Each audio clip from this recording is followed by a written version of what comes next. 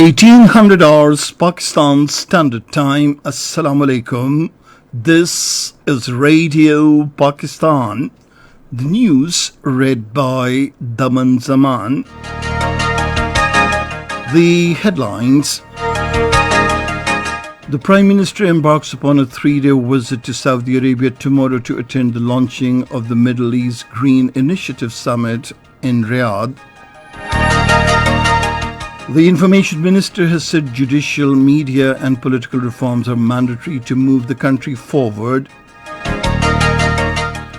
The National Assembly was informed today that the government is striving to enhance exports by facilitating the industrial sector, reducing costs and rationalizing duties on raw materials.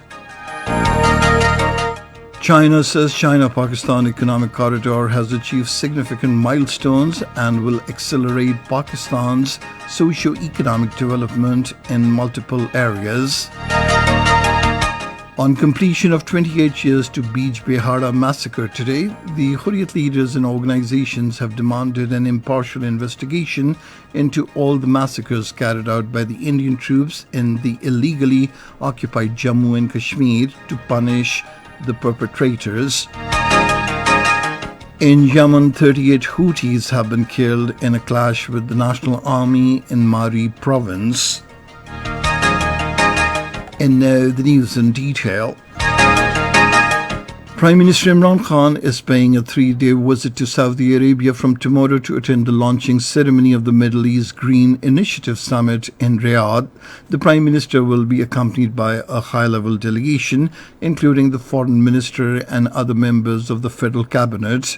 At the summit, the Prime Minister will share his perspective on challenges faced by the developing countries due to climate change. He will also highlight Pakistan's experience of launching nature-based solutions to address the environmental challenges.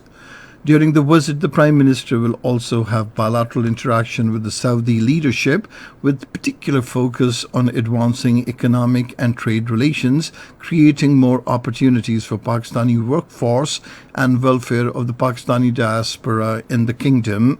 The two sides will also exchange views on regional and international issues of mutual interest. The Punjab Chief Minister Usman Khan Buzdar called on the Prime Minister Imran Khan in Lahore today and apprised him about the administrative and development issues of the province. The Prime Minister was also briefed about measures to maintain law and order situation and inflation issues in the province. Speaking on the occasion, the Prime Minister said the government is fully aware of the hardships of the common man due to price hike. He said the government is ensuring more relief for the common man by taking sustainable measures. He said price control committees have been made functional at the district and tehsil levels.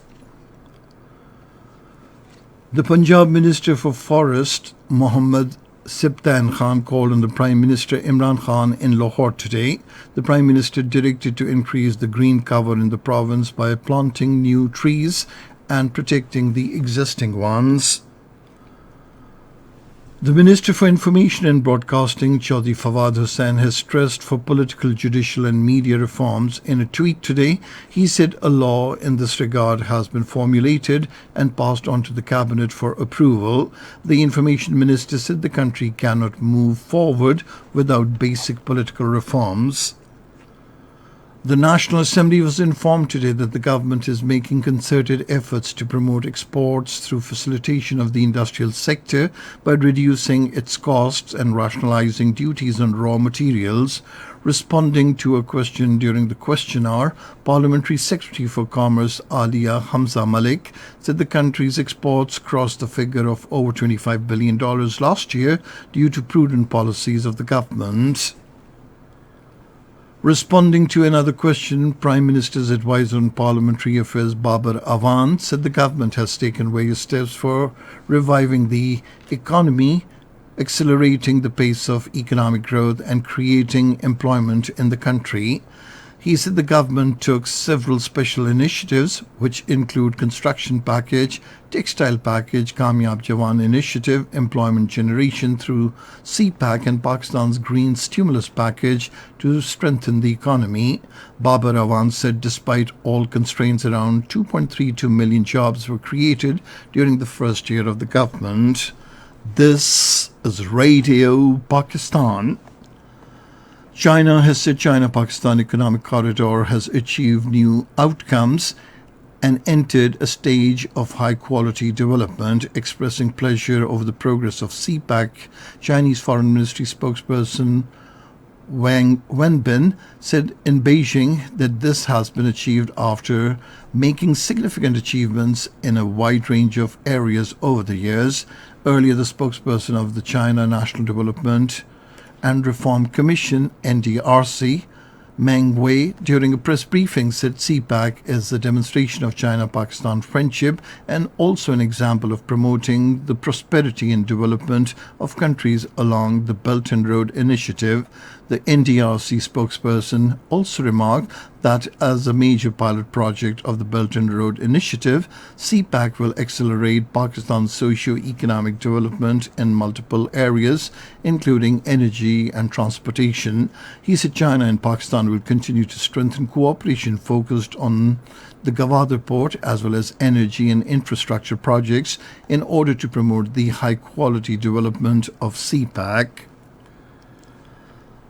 In the Indian illegally occupied Jammu and Kashmir, the All Parties Hurriyat Conference and other Hurriyat leaders and organizations have demanded an impartial investigation into all the massacres carried out by the Indian troops in the territory to punish the perpetrators. According to Kashmir Media Service, the demand has been made on the completion of 28 years to the Beach Bahara massacre, wherein over 50 innocent Kashmiris were killed, and on this day in 1993, when the troops of the Indian Border Security Force opened fire on peaceful demonstrators who were protesting against the Indian military siege of Srinagar's Hazrat Bal Shrine. The APHC spokesman, in a statement issued in Srinagar, paid rich tributes to the Beach Behara martyrs and reaffirmed the Kashmiris' resolve to continue the mission of the martyrs till it reaches its logical conclusion. Other Hurriyat leaders and organizations in their statements said innocent human lives will continue to be lost in the territory until the Indian troops involved in mass killings were punished.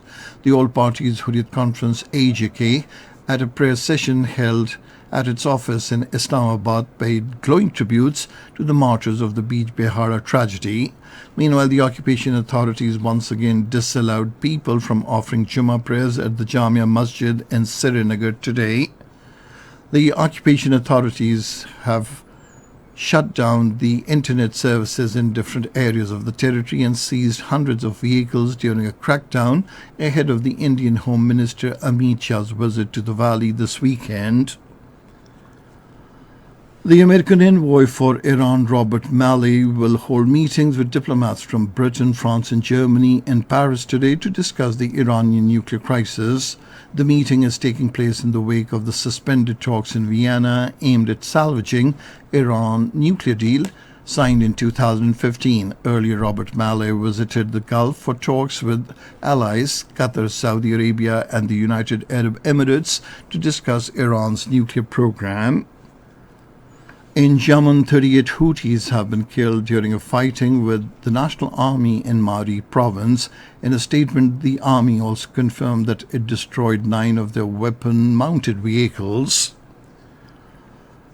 In Russia, 16 people have died and 10 others were injured after a fire broke out in a gunpowder factory in southwest of Moscow. In a statement, Russia's emergency ministry said 4 people are still missing.